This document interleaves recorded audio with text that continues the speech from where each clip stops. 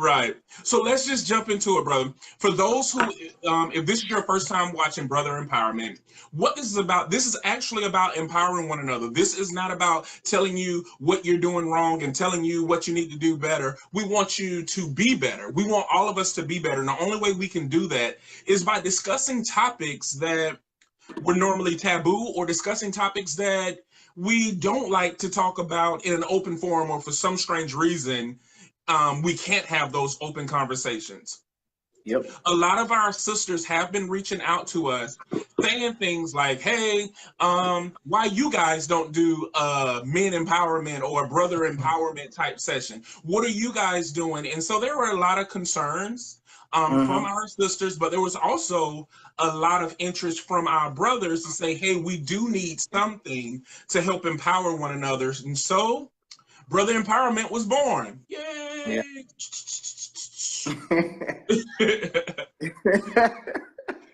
So let's talk about it, brother. Let's talk about daddy issues. Oh man. Okay. I mean, do you want to jump into it and just say what's on your heart? Like, when you hear daddy issues, what is the first thing that comes to your mind as a brother, as a man? The first thing that comes to mind, unfortunately, because of how things are set up and the way things are portrayed, the first thing that comes to mind when I hear daddy issues, well, not now, but normally, is women with daddy issues.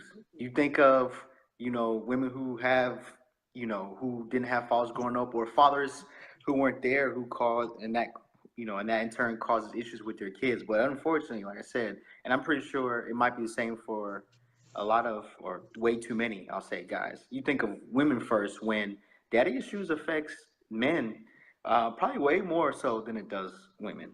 But that's what I think of when I think of daddy issues. Okay. So I do have a question for you, because I already, when I thought about it, it was an emotion that came to my mind. What was the first emotion that came to your body when you heard daddy issues? Probably sadness, man, for me. Why sadness? Because when I think of daddy issues, I think of either a father who wasn't there, or I think of a really, really toxic father when I think of daddy issues. Right. I remember seeing a post a while ago where somebody posted, if you have daddy issues in your 30s, you need to grow up. Do you think that people really ever outgrow their daddy issues?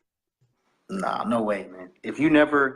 Especially if you never confront them, and I mean confront, I don't mean just identify and say, oh, well, I got, my dad was never there, or he was this and that, and you just go on about your business. I mean, you actually confront and actually go through the issues to work through the feelings that are involved with all of that. I think if you never identify and confront those issues, then you can be an old crotchety man with daddy issues, Yeah, I like what you said earlier, because a lot of times when we talk about daddy issues, the very first thing that people talk about is absent fathers. But you said a toxic father, so you can actually have daddy issues and your daddy has been a part of your life. Very much so. That you could have seen your daddy every day, but it could have been in an environment where it wasn't productive, or it wasn't positive, or it wasn't in an environment where you looked at your father as a father per se versus being a male figure in the house. Does it make sense? Yeah. Exactly. Oh, yeah, exactly. Yeah, man, for sure. Yeah. So I think my biggest issue with being with having daddy issues, I think that I have it. Yes, my father wasn't there, but I think I had a unique dynamic. My mom and dad were married up until I was 6, and my dad was the greatest dad ever in my eyes. But when he got a divorce, it's like he divorced the whole family. Like, I don't want to see you anymore. So it was that rejection. And, well, you've met my mom. My mom is extremely opinionated and she doesn't hold anything back. And I think that I found myself a lot of times defending my dad, but it really was a hope that he would return to the dad that I knew versus accepting the reality of who he really was, Yeah.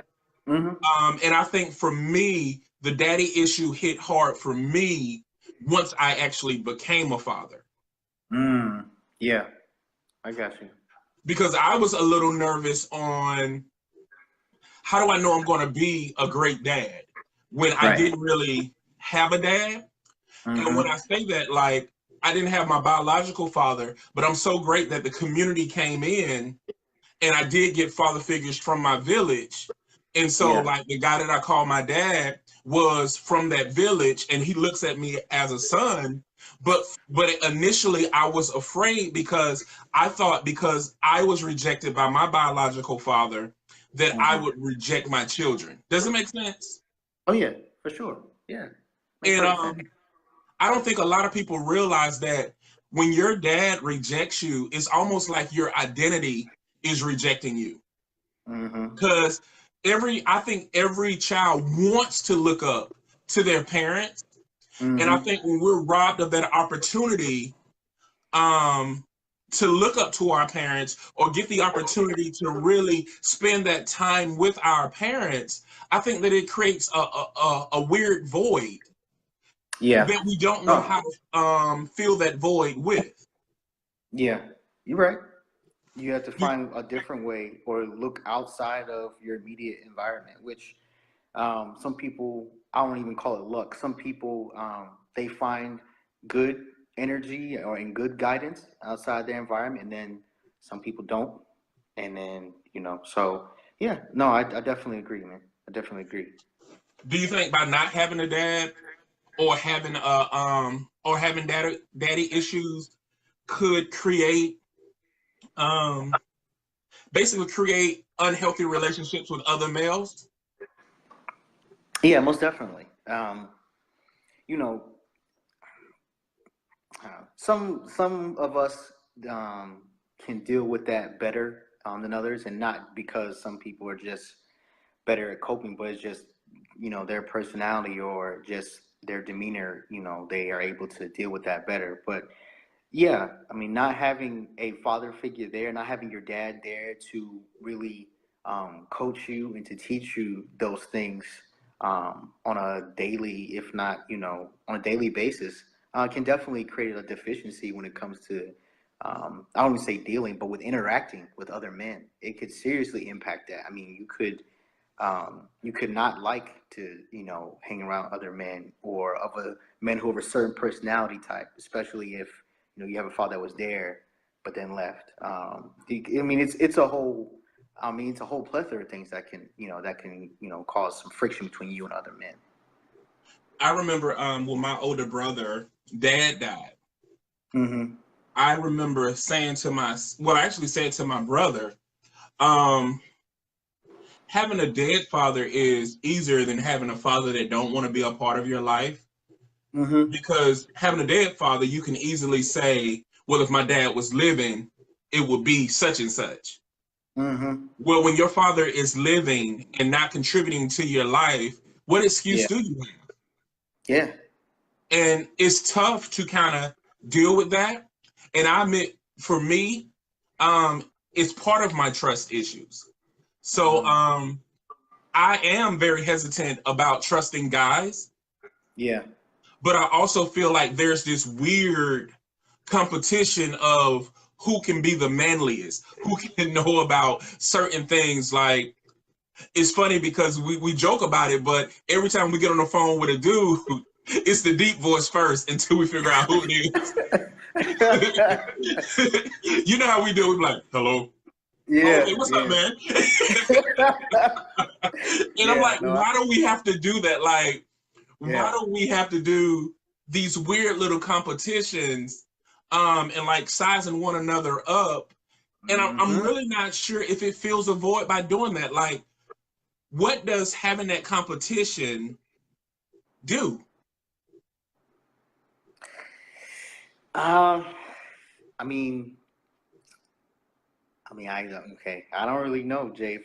I know for me, um, like I've said before, based on how the society has built up or has really kind of conditioned a lot of men and young boys, competition or sizing people up, because that's the initiator of competition. You size someone up so you see what kind of opponent you're dealing with. So that's the first step, in my opinion. But how society works is, competition and sizing up another man is supposed to be normal behavior. Even though I think it's more noble to, when you greet another man or when you come in contact with another man, to embrace him and want to talk. But some people don't have, some guys don't have that outlook on it. For them, conflict with other men is normal.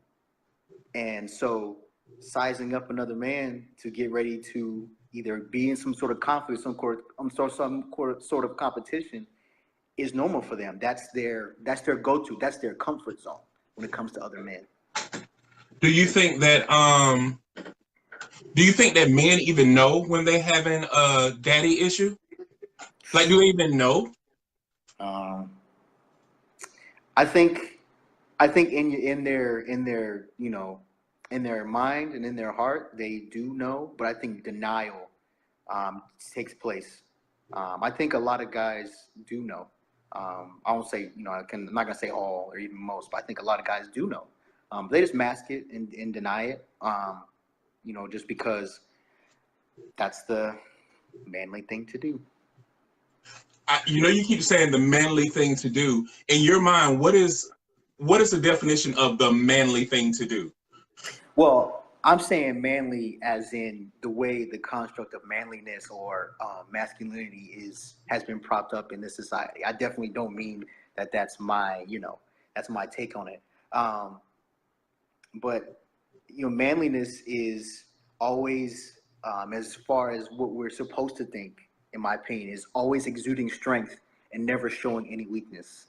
That's what manliness is. It's always being strong, always being, stoic. Never, you got a suit of armor on, and it's never, you never take it off. That'd be my best analogy for that. Being a man or manliness is always being ready for conflict and having on a suit of armor and never taking it off. Right, being hyperly aggressive. My wife said stereotypes.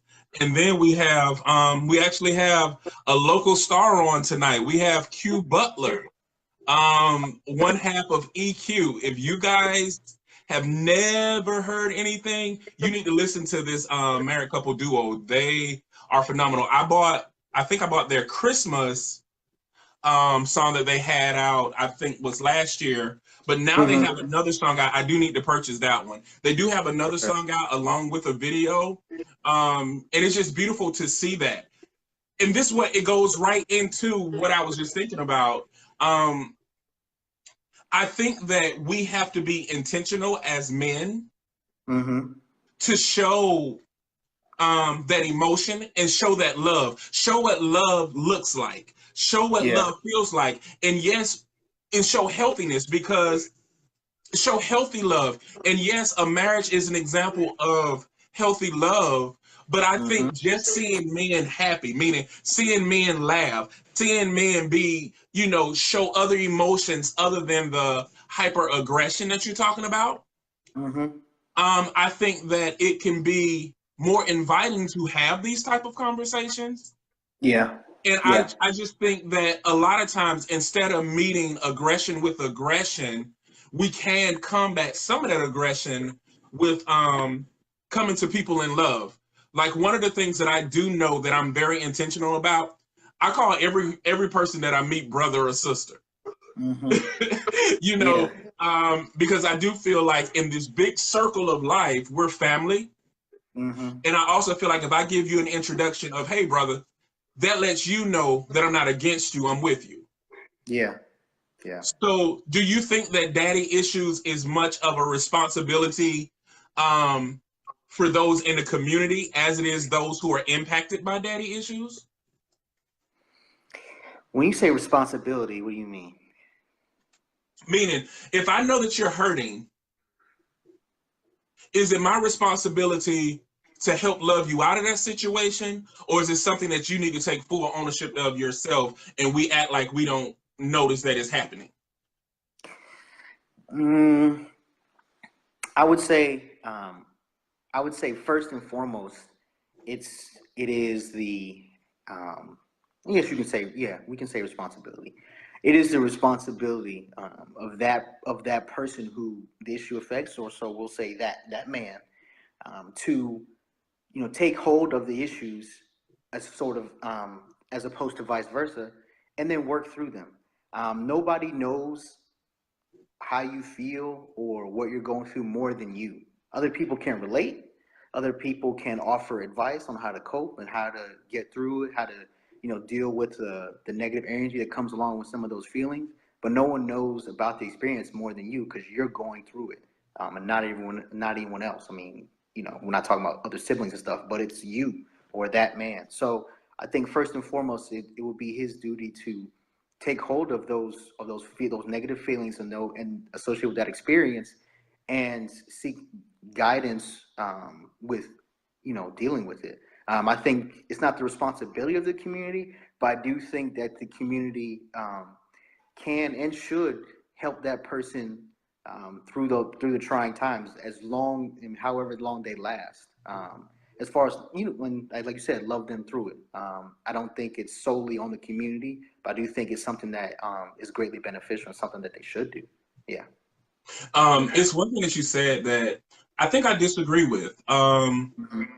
about a person knowing their emotions, knowing their feelings, Mm-hmm. because you typically don't know that you're in a toxic environment or a toxic relationship until you come out. I can agree with that. So it's like, how do you recognize that you're in it? So this is where I'm sitting here thinking, like, because I know in the South we're so there's certain things that are taboo. You leave certain people business alone. That's not your business. But if a brother is Mhm. hurting and the brother doesn't know that he's hurting, should I say something or should I let the brother continue to hurt? But before you answer that, Q said, yes, it's completely important. The world, media, etc., has blurred the definition of what a man is. Of course. Yeah. Yeah. And so with that, because we know that there is a blurred line with what it means to be a man in this day and age, does the responsibility fall back on the community? I'm not saying accountability, like I'm not saying the ownership of the issue, but Uh-huh. responsibility meaning like, can I share this load with my brother, or is it something that he needs to ask for help first and then I help him? Uh, I think that if we are as men, if we are to, as a whole, if we are to, to be better, I do think it has to be a community effort, and I do think that the community should come together. Our community, as men, we should come together to embrace and love one another and to support one another. I I will say also this say, too. I say go this ahead. too. We have to make sure that we're not giving into those negative isms too. Right. Like if you see a brother hurting, and Mm-hmm. I've been guilty of this. When I see this, well, this is me. Period. When I see anybody crying, I have nervous laughter. Okay. Okay. So I'm gonna laugh first, but it's Oh, because shoot. the situation is uncomfortable. You're right. Okay. Yeah. But I'm thinking about it and laughing. Yo, Okay, I'm laughter serious can. though. But what I'm saying is that when guys cry, there is that stigma of men are not supposed to cry. So Mm-hmm. this is a time that we have to be conscious, both men and women, not to say Mm-hmm. man up, but to say what's Right. wrong. Right. I agree for sure. Absolutely. Um, so the question is, how do you think? What are some things that our sisters can do, and our brothers, matter of fact, to help love us through our issues? Like, what are appropriate behaviors that one can do? I will touch on men first, simply because Okay. we're men, and that's what we talk about is men. So, the first thing for men would be to, like I said before, not give in to those not give into those negative stereotypes, but also to be more open to, like I said before, embracing and supporting your brother. I mean, some people, keep things really close to the chest. Some men keep things really close to the chest, and then some men, they wear their emotions on the outside, on their sleeve, on their face. You could see that they're going through things. But I also think that the energy doesn't lie. When somebody's going through something, I mean, especially if you're close to that person, I think a lot of times you can feel that. So I think the main thing that brothers can do is to be more open to support one another and have those tough conversations. Just like we've been saying all along, is have those conversations, or be willing, or even not have a conversation, but just be willing to be a listening ear. Some brothers don't necessarily like to vent to other people because they don't want to feel like they're pushing something on to other people, or they're becoming a burden. So they just want somebody to listen. And sometimes being a listening ear could be just what someone needs. You actually said something that was pretty important. Sometimes it's not about the words. It's not about finding the right words to say. Sometimes it's just about being there. I have been in cases where I have seen grown men cry, and because I don't know what to do, because I have nervous laughter, you don't want my advice in that moment that you're crying. Yeah, I'm just being honest. But yeah, I have had dudes to snot up my shirt, and that's fine because I know you need to get it out. right. And it's not about saying anything at that moment. It's just about being there. And I think we got to learn how to just be there for one another. Forget trying to find something to say. Just be there. Q Butler said, we need more men that will fight against the stereotype. When you don't, you teach young men to go along with the status quo, which is why brother empowerment is here. I couldn't agree more. You have my wife who said, I think once the community is aware, they should help or try to help. Right. And then you have Q who came back and said, women as well are at fault for holding men up to an unobtainable standard. And Lori Johnson said Lori Jones said she agreed with that. So I'm glad that we do have women on here that do admit that they get into this overly toxic masculinity side. But I think that it's one of those things when people don't know what to do, they go with what is either convenient or comfortable, right, or traditional. Oh yeah. And so we have to make sure in that, because I see it all the time on social media. I see it all the time. I have people in my network. Now, I do check people when they say that. Like they'll say, well, I got to be hard on my boy because he got to be ready for the world. I got to protect my young girls. But the truth of the matter is, these are things that people don't think about. Yes, our women, we talked about last Thursday how the United States of America is the 10th most dangerous country for women to live in across the world. So we're not knocking what our women, our sisters go through. But here is the catch. There aren't many places that men can go to receive mental or emotional, behavioral or mental help without it being a stigma associated. Either it'll go to their medical record or it's something that they get in the criminal system. So they only have those two options. So a lot of times it's not even set up for a man to even outwardly ask for help because there aren't things available for men to go. Like, for instance, when you think about domestic violence, who do you think is already the victim? The woman. Right. But there are some men getting beat up. I don't even need to laugh at that. I don't need to laugh at that, but sorry, nervous laughter. But there are men who are getting beat up who are in bad relationships. Yeah. Yeah. But there's really not a place for them to go. For Right. women who are trying to escape their husbands, there are things like sister care, which will help a woman get a whole new identity, basically. But men don't have that. Nope. So we're taught to stay in our mess, not deal with it, but not just deal with it, but live with it. Yeah. And so when Exactly. we're living with aggression, we have no choice but to be hyper aggressive to contend with the aggression.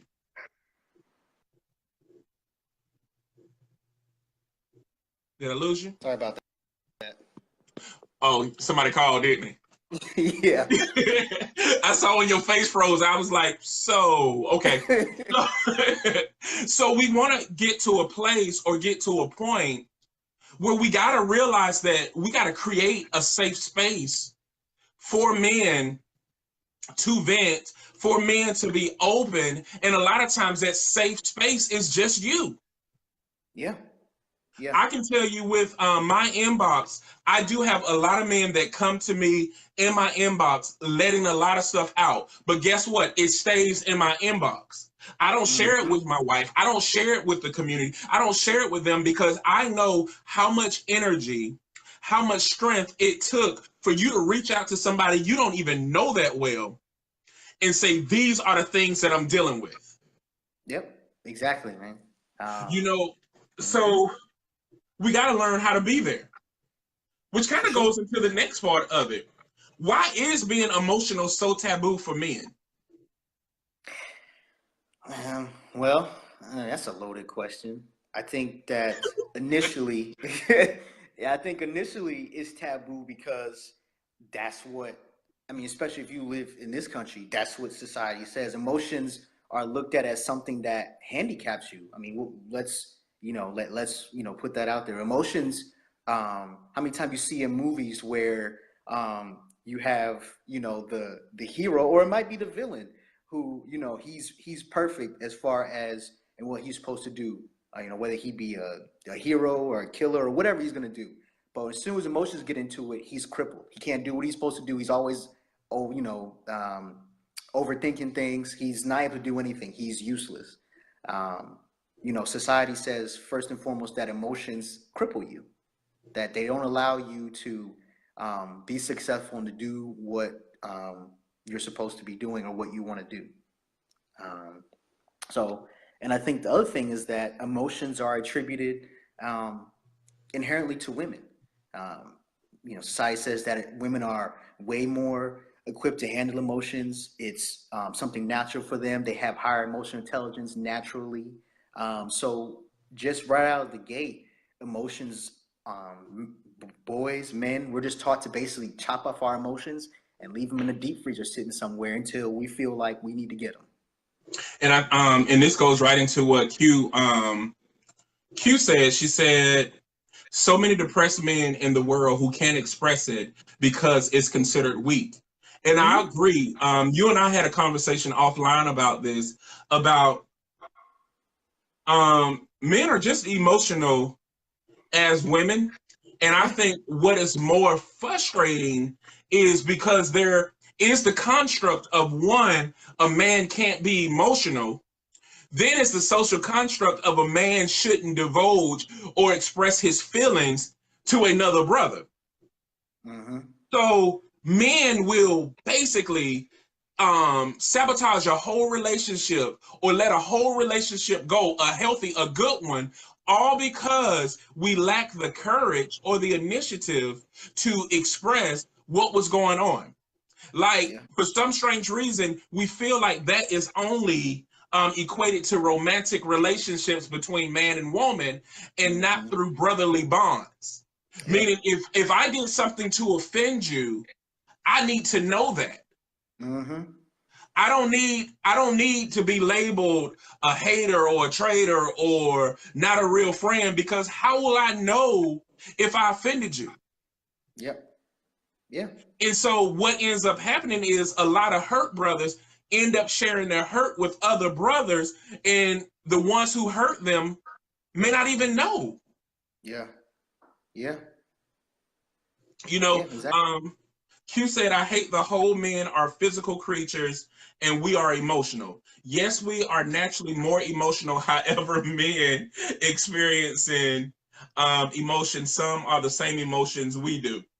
Well, Q, I'm going to pick at you because you said you hate the stereotype, but then you agree with the stereotype. But I will say this, though. I agree with the last part. I think men and women do have the same emotions. I don't think that they're any differently. I think how we express them are differently because social constructs allow us to do that.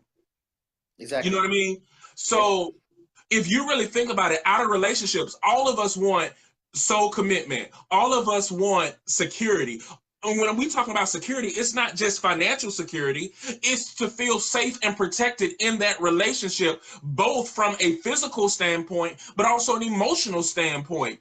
And so when we start talking about that, we want the same things. No men want to keep running the streets looking for a woman, just like no woman want to run the streets looking for a man. But for some strange reason, we have convinced ourselves that men and women are different, and it created this weird um disconnect and this weird conflict between men and women. And because it's a conflict of men and women, women, they are also seen as each other's opponents. So when there is a man who contribute who exhibits any of those behaviors of the opponent, he is now considered an opponent as well. Yep. Yeah. Q said we are more emotional, but that doesn't make men not emotional at all. Well, We got what you were saying, Q. We know. We get it. And what we're saying as men, um, I know some emotional men. They can call it whatever they want to, yep. but Now you know what, there's Jay? You some know, very emotional men out there, and we're not talking about anything that is specific to orientation or nothing like that. We're not even on that. We're talking about men as a whole. There are some emotional men mm-hmm. who throw these hidden temper tantrums, Yep. and we got to sit there and like, okay. Okay. All right. I'm just gonna go over here and all right. Yeah, no, for sure. Um there are some, and it's better to, I mean, you pretty much call it what it is. I mean, it's emotional. Some men that display their emotions more so, or who are more emotional just outright, are called things like sensitive, or they're called all kinds of other stuff that has negative connotations. But really, it's just they're more emotional. Now, how they handle those emotions is a whole other bag. But there are some out there who are just who are more emotional, whether that be because of other external factors or just how it's how they are naturally, is, you know, a case by case scenario. But yeah, there are definitely men out there who are more emotional. Just like on the other end of the spectrum, there are men who don't try not to exhibit any emotion. Sometimes they fail, but a lot of times they're just not gonna show anything. You know, that's how they, you know, that's them. What can we do about it, bro? Like, we know that this is an issue, but how do we combat it? And like Q said, talking about we fighting it, and yes, this is what brother empowerment is about that fighting or combating those negative isms. But what can we do, like every day? Like, what can we do to put forth an effort to end these type of stereotypes? Because it seemed like a lot of men who are emotional Mm-hmm. is compounded with frustration because it took so much to come out. It's like an emotional constipation, if you will. They're backed Exactly. up with emotion Mm-hmm. because of all the constructs that are pushing it back in when they naturally want to let those emotions out. So, what can we really do? Seriously. I mean, the first thing is what we're doing right now, which is letting brothers know that there is a place that, well, not a place, but there are people who they can talk to. Because first and foremost, for especially men, in my opinion, for us to talk about anything or us to express anything, there has to be a level of trust. I mean, and you could say that just associate with people in general, but with men, when it comes to talking about these certain things, we have to have a level of trust. I mean, I think we all know brothers who only talk about stuff with their mom or with their significant other because the level of trust is there. We've heard it before, man. My girl, only one I talk to, man. She's the only one I can trust, man. She only who I know who ain't gonna tell my stuff, or who ain't gonna call me crazy, this and that. So a level of trust has to be there. So I think that first and foremost, by establishing that trust and letting brothers know, and letting other brothers know to let other brothers know that they have a place, or they have people who support them they can talk to and not be judged and not have fear that the stuff they say is going to leak out and get anywhere. They have, as you said before, a safe place they can go to really be with other brothers to combat the feelings that they have, the negative feelings rather. And I will say this too, and this probably could go for men and women. We have to stop. It goes back to what you said, our very first conversation. We have to stop placing our identity with the pain or with the emotions that are attached. Because what we feel like sometimes, because I went through it, it's my story, therefore it's my weight. When the truth of the matter is, it's not really your weight. If you are dealing with something, a lot of times you can share that weight, shift the weight, or let it go, and it won't be weight for anybody if some people know what's going on. And the truth of the matter is, we're even conditioned. We don't tell even our significant others everything.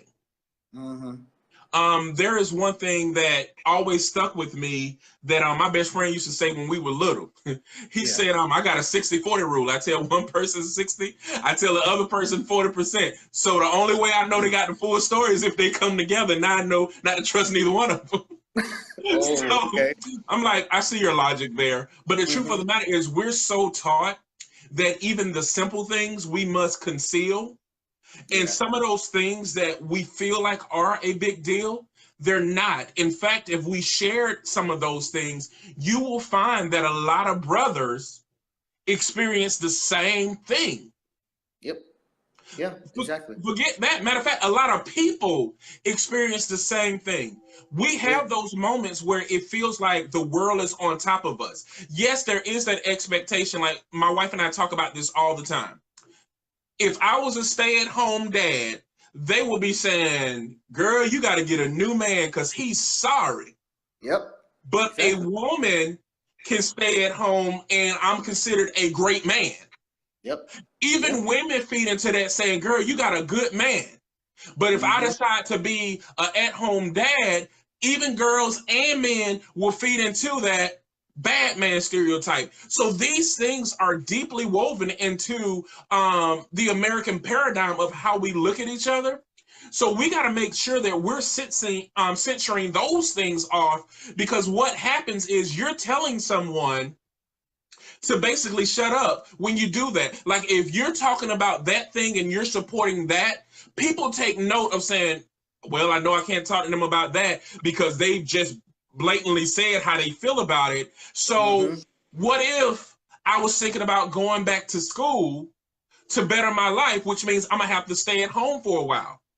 But I can't ever better myself because we have society saying, man, you need to work. You got a family, you got a wife, you need to work, you need to provide. And then society is also telling my wife, you got a sorry man, you need to get a new man because if a man don't work, look, a man don't work, a man don't eat, a man ain't this, a man ain't that. When sometimes we need those breaks in those moments to catapult us to the next level.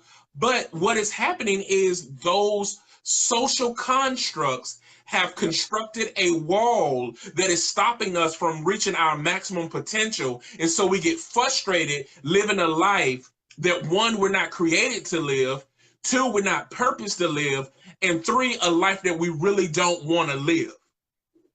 Yep, I agree. 100%, man. It So goes, I mean, there's a lot of things associated with that. Just in that example alone, man, there are so many different constructs and just toxic ways of thinking. I mean, we could talk about that all day. It's right there. But yeah, no, you're absolutely right. how do you think it's just going back to that, like daddy issues spill over to so many other areas in our lives. Absolutely. It's not just, romantic relationships, it's platonic relationships. Mm-hmm. And it also helps with, I did a post today and I told people when a person has daddy issues, it does segue into commitment issues. Mm-hmm. So not only do they not trust people, which means they're not committed to any type of relationship, but they also lack commitment to their goals. They lack Mm-hmm. commitment to their job. Like you will see inconsistencies in their job performance. And Mm-hmm. it's all related to an issue that they have to suppress. And what we'll say is people don't understand me, people don't get me. But what it also is, we're not communicating who we really are. We're Yeah. creating this facade. And the truth of the matter is there is a pain there that is left open, but you're not allowing anybody to help you treat it because you keep covering it up and it's under your Mm-hmm. clothes and it runs the risk of being an infection because nobody can see it. Yep. Q said the Mm-hmm. dumbest place to store your happiness is in the mind of others. Know thyself and be true to it. Oh, she just shut it down with that one, ain't it? Yeah, man. That first line right there. Yeah, that's true. The That's dumbest place to store your happiness is in the thoughts of others. And I man. agree with that, Mm-hmm. but can we be real? I mean, we A should lot of all. us care. A lot of us care about what people think of us. Yeah, and that's not a bad thing, Jay. It's not a bad thing, man. If you have people that you care about, and you have people that you guys care about each other, and I say guys as in just people, but you guys care about each other. I think it's only natural, especially if you believe that they have your best interests at heart and they genuinely care for you. I think it's only natural to care about what they think to a certain degree. I think it's only natural.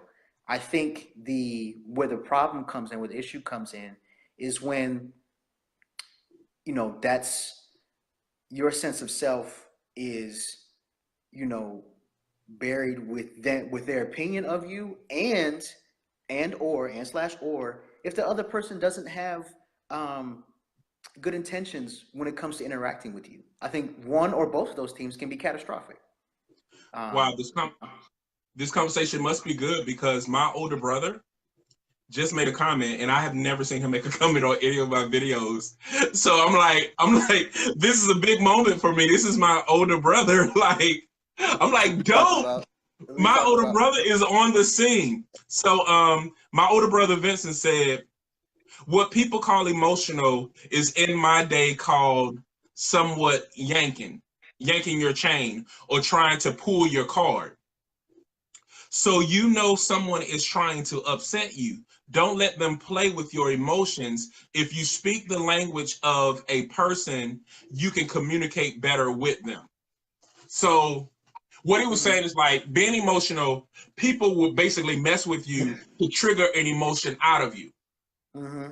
So there's one side to protect that, but then on the other side of that, if you understand me, if I can communicate with you and me and you speak the same language, you will Yep. know how to get to me and how to help me. But a lot of us don't know how to, well, a lot of us don't even want to do that because we feel like it's inappropriate to do that. We Okay. feel like it's inappropriate to speak, to advocate for one another. Yeah. And so we will let our brother go through something alone because it goes against an unwritten man code. Yeah.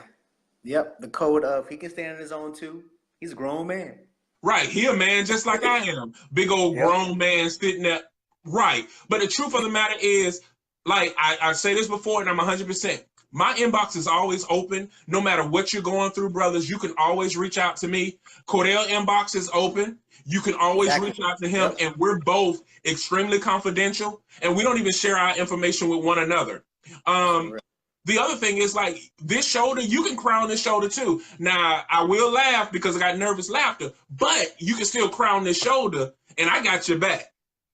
And Most definitely. yeah, those things happen. You can call me, you can do whatever you need to do, because what we have to do is get rid of that frustration. Like, I don't want you to deal with the struggles of everyday life and be frustrated with them as well. You know what I mean? So, brothers, if you're going through things, listen, don't go through it alone, because you're not alone. If you're listening to this right now and you still decide to go through a situation alone, it's a choice at this point. And you can't say you don't have anybody, because somebody just told you you got somebody. And so you want to make sure that you utilize who you have. And you don't have to worry about putting too much on me, because I will tell you, trust me, I'm confident enough to say, hold on, give me a minute. Yep. But the truth of the matter is, my love for you won't change just because you're giving me a lot of heavy stuff at once. Sometimes I need a moment to process that too. And if I'm not sure, I will let you know. But the bigger thing is, don't go through it alone. Stop suffering in silence. Stop thinking that people are going to judge you. Stop thinking that people are going to put you down. And the truth of the matter is, we all, to some extent, have some type of parental issue. We can talk about mommy issues another day, but a lot of us have these daddy issues. And unfortunately, if you're the African American in society, for a large generation, men were not present. But I will say, statistically, over the last 10 years, African American males have become more active, and they actually are leading in being active in their children's lives. But a lot of us have dealt in a generation where there were absent fathers. And when we talk about absent fathers, we're not talking about just physically absent. We have absent fathers who are present, who are there as well, who come in, they work hard, and they feel like, I've done everything to be a great father to you because I provided. Yep. But they didn't provide you the emotional stability that you needed. And so that's why there is a conflict today. Yep. It's, yeah. And I think that is definitely one of the things that some people and some fathers, they miss. You know, I provided the physical sustenance, so you are on your own for the emotional, for the mental. And that is not a good place to be in, especially when you have to grow up that way. You're lacking. You're deprived in a way. So yeah. And I think that's not even, and I think a lot of it's not even intentional, Jay. It's how those men, that's how they grew up. So not to say it's still bad, but I think some of it, hell, maybe even a good deal of it is probably not even intentional. They're not even conscious of the fact of that's what they're doing. It's like you said, society says provide, protect, and everything else after that is whatever. Yeah. Q Butler said, oh my God, that's good. Lolita said, that's true. Q Butler said, present but absent. Lori said, we're struggling with that right now with my oldest, the daddy issues, that is. And here's another thing that I really want you guys to do. Love on your sons. Love your sons. Stop. See, this stuff actually starts at home. You treat your girls one way and you treat your sons another. So those who have brothers and sisters, like brothers and sisters or siblings of opposite genders in a household, you're creating a competition right there.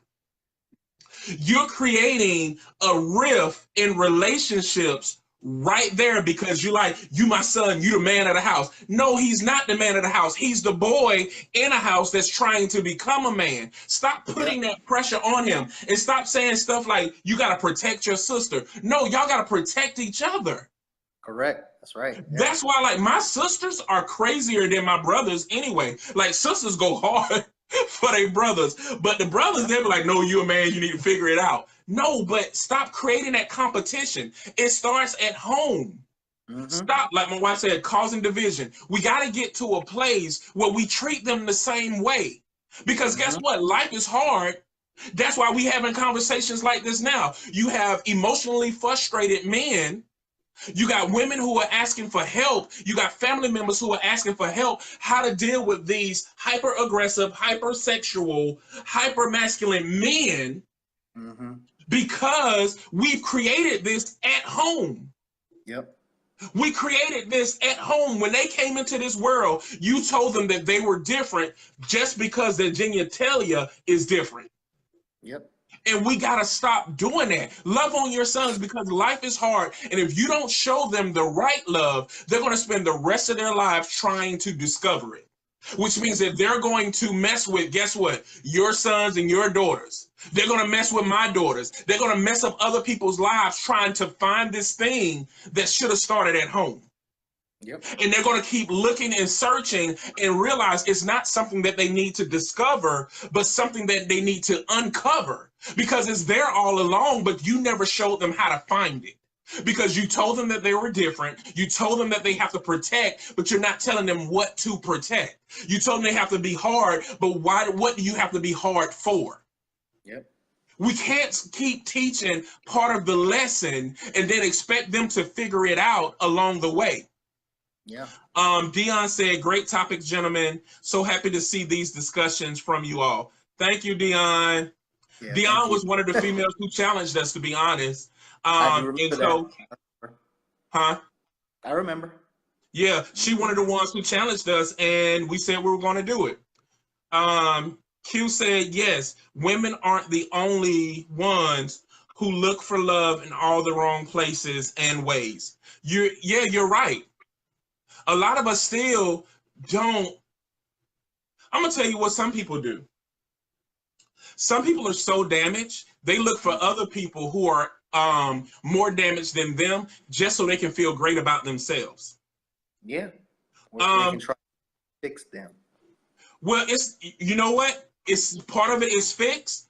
I think that the other part is saying, you know what? I'm not that bad after all. Oh yeah.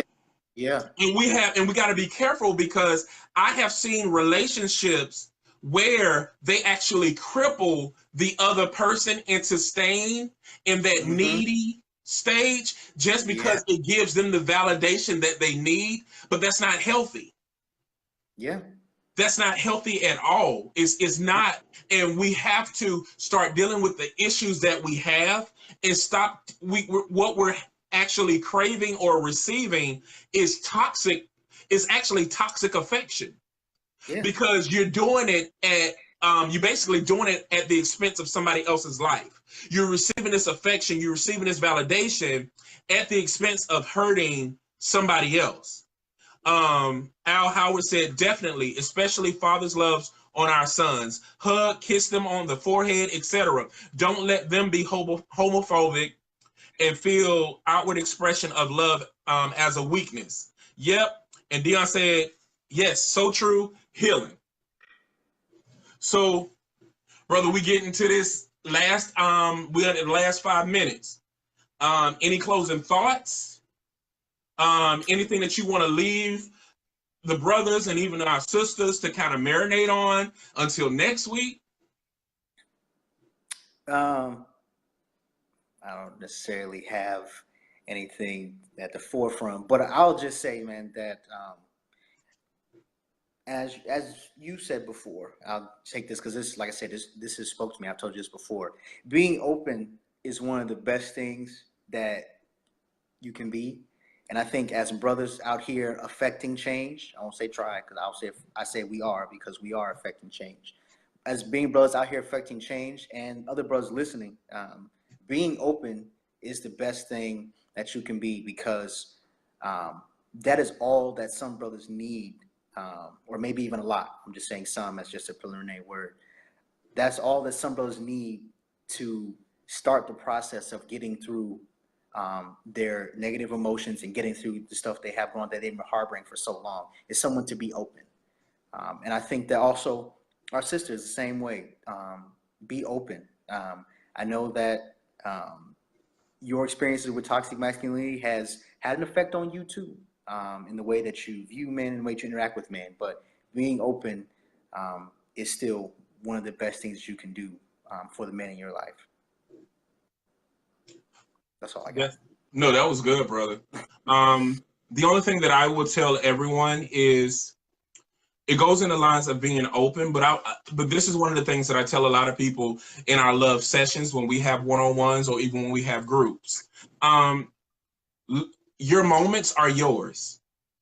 You deserve every right to experience these emotions that go with them. Those moments are your moments, the good and the bad. If you have to revisit them to heal from them, that's better than keeping them suppressed, and then they come out as they explode on people. Talk about your emotions. Talk about how you're feeling in that moment. One of the things that I think that has helped, this is with my children, this is also with my wife, is that instead of shutting down, talk about what you're feeling in that moment. Yeah. If you're frustrated, talk about why you're frustrated. And if you're angry, talk about why you're angry. My wife will tell you, majority of the arguments that we have ever gotten into were never about each other. It was always some outlier that we took out on one another. And so we actually talk about it with our children. Instead of getting upset and saying, why you got an attitude? Why are you acting like that? Ask them what they're feeling. Ask them what they're going through. This is how you have that open dialogue, because if you have young children who are able to express themselves, they become adults who are able to express themselves. Yep. Okay? So every moment that you have, make sure you experience that moment. If me and my wife are having a disagreement, she'll tell you, we shut down the whole house. Nobody goes to work. None of the kids go to school, because nothing is more important than our family unit. And so we have to make sure that the family unit can operate. Right. You know, so it goes in a line of being open, but embrace your moments. Don't be ashamed of anything that you're going through. Don't hold back how you really feel. And also, you know what behaviors that are actually negative. You know how to stop those behaviors. Don't joke about them, because there's certain things that I tell you that are not funny. Like, I don't laugh at homophobic jokes. I don't laugh at gay jokes. I don't play that gay stuff. I don't do any of that, because you never know who you're damaging in the process. Exactly. And so when we're on social media, don't share things that may be hurting somebody else in private, that may be toxic, that may be some type of toxic masculinity, that may be misogynistic, that may reinforce rape culture, that may talk about gender inequality. We want to make sure that we're not encouraging those behaviors even in our jovial moments. And there's ways to have fun without going through all of that. And so we're at that 30-minute mark. Dion said, awesome. Thank you so much for this. No, thank you for challenging us. Q said this was awesome. Dion said, be open and vulnerable. Nice. Lori said, these topics are excellent. Thank you. Yes, very important. Derek, my man of unlimited mindset, because that's where everything starts. People have their guards up about everything. Don't be afraid to show your emotions. Right. Don't be afraid to show your emotions, and don't be afraid to receive and give love. If you don't believe anybody loves you, know one thing, that Jay and Cordell loves you, and we're here for you. Our inbox is always open. You guys have a wonderful night. All right? We love you guys. All right, y'all.